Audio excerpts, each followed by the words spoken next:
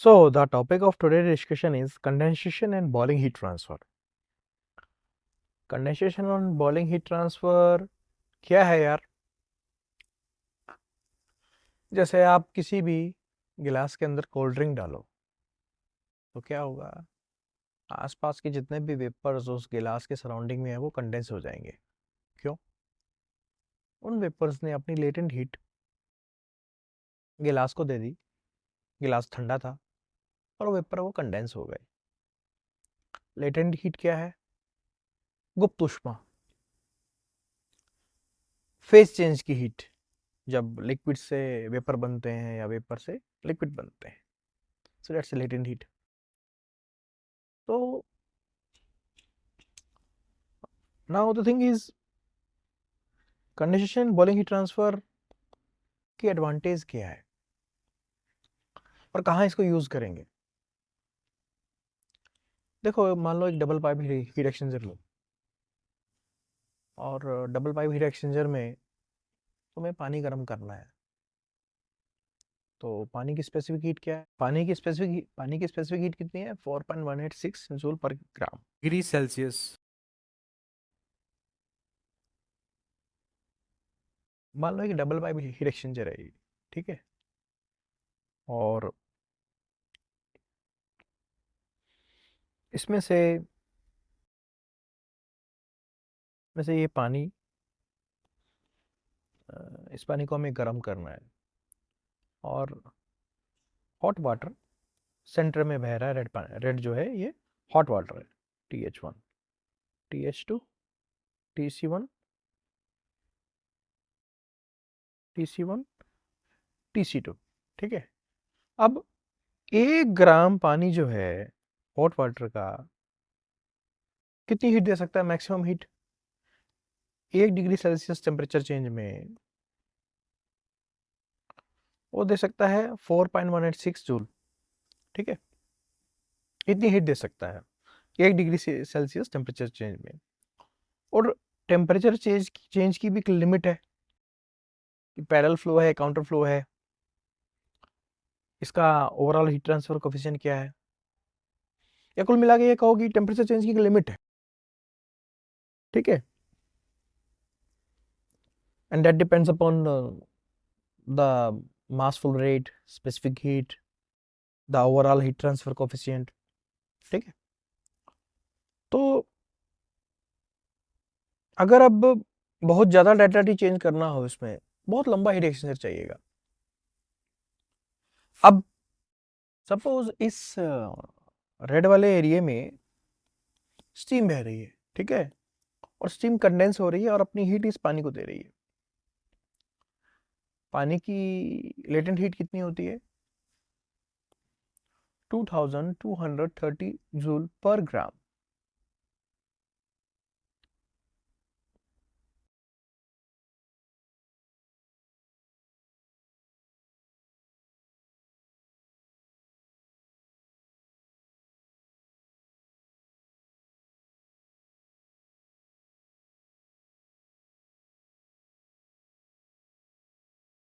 मतलब क्या हुआ इसका?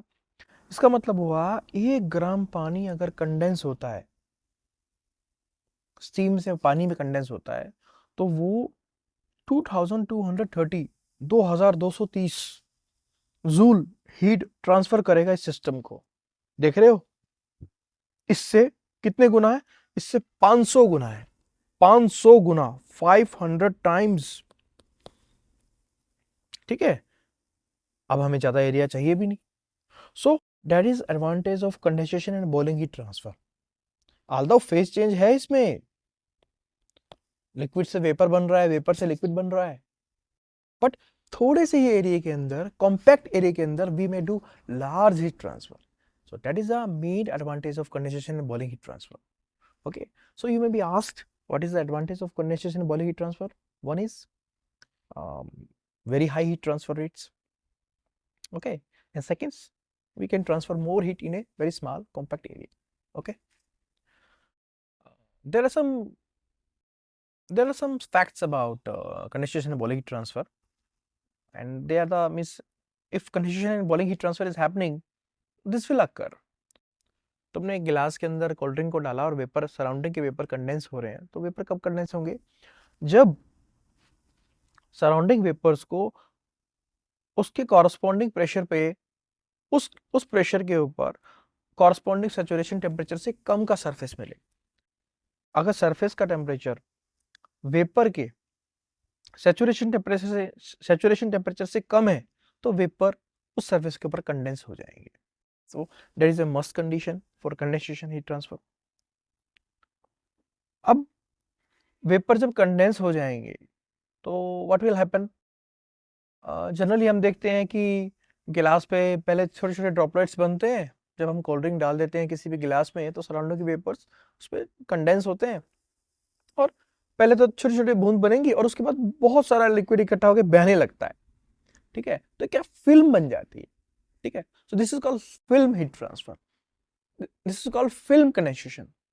तो earlier it was dropwise, जब तक ड्रॉप्स थे, और उसके बाद बहुत बहुत सारे ड्रॉप्स की एक फिल्म बन जाती है। So this is called film wise condensation.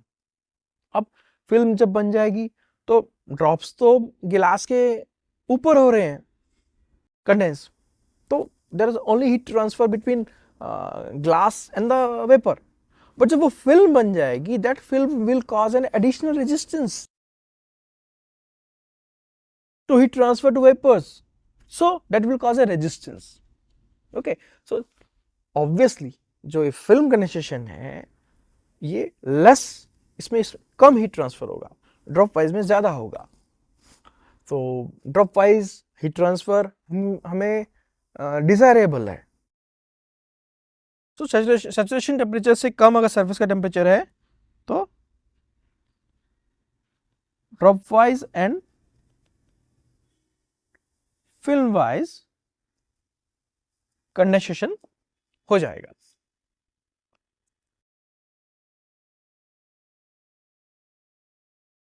अब यार ये तो समझ में आ गया कि फिल्म वाइज कंडेंसेशन के अंदर लेस हीट ट्रांसफर होगा, ड्रॉप वाइज में ज्यादा होगा। कितना कितना कम, कितना ज्यादा होगा? अगर हम पता चले कि ज्यादा कोई फर्क ही ना हो तो। बट जनरली देखा गया है कि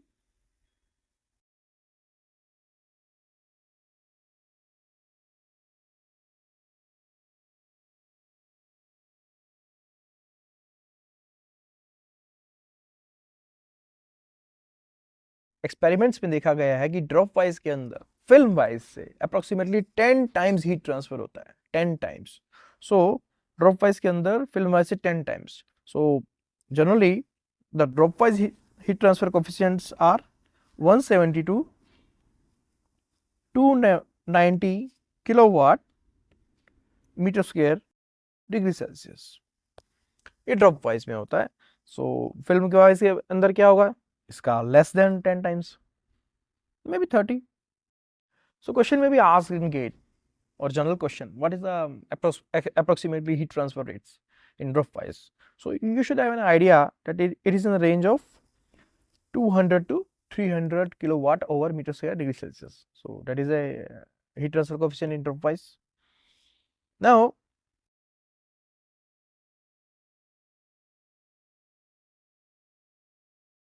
ये जो छोटे छोटे ड्रॉप्स जो बनते हैं कंडेंसेशन के, इसको हम न्यूक्लिएट्स भी बोल देते हैं। और जहां ये कंडेंस होते हैं इसको हम इसको न्यूक्लिएट साइट्स भी बोल देते हैं। इस प्रोसेस को हम न्यूक्लिएशन भी बोल देते हैं। Okay, so nucleation, that is an important term.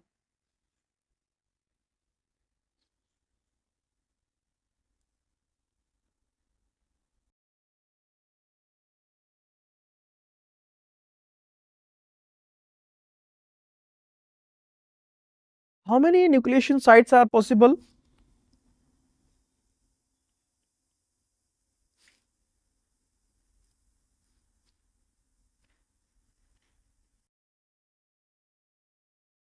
How many nucleate sites are possible? Approximately 10 raised to power 8 sites in 1 cm square, 1 centimeter square. 10 raised to power 8 sites are possible. Okay, so that is the roughly estimates of sites.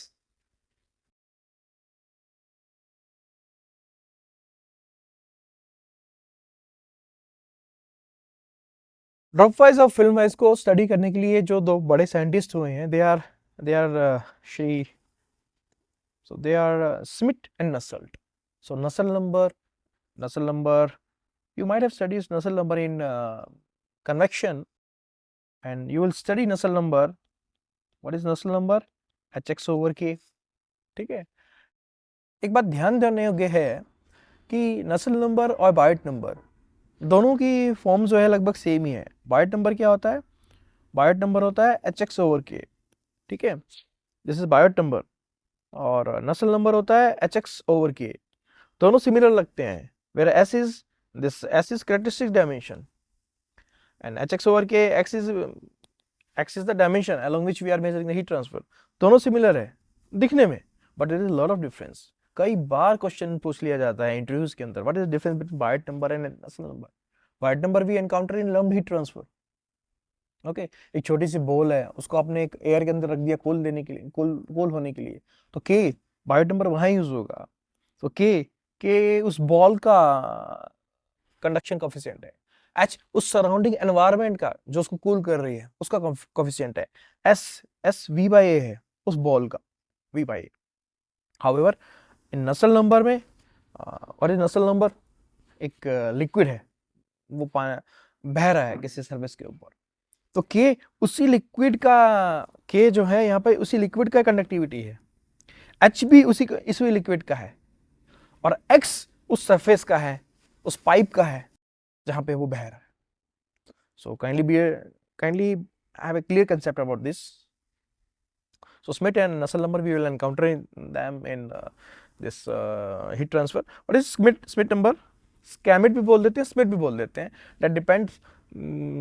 SSEH school से देखा जाए तो Schmidt होना चाहिए, but some people call it as Schmidt. Schmidt is nu by d. Schmidt number is nu by d. The ratio of Schmidt is the ratio of momentum diffusivity to mass diffusivity. So this is Schmidt number.